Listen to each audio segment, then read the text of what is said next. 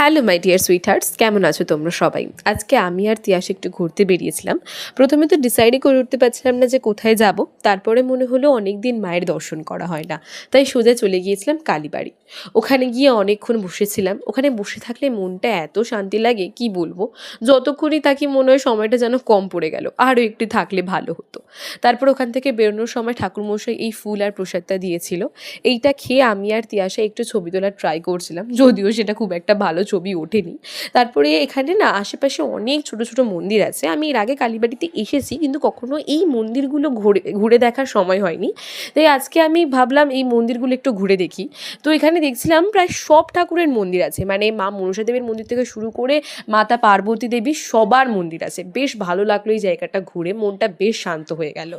এখানে রাসের মেলাও বসে, এটা দেখলাম এইখানে এই যে প্যান্ডেলটা হচ্ছে রাসের মেলার জন্যই। তারপরে আমরা এখানে বাইরে বেরিয়ে কয়েকটা ছবি টবি তুলে বাড়ি চলে এসেছিলাম।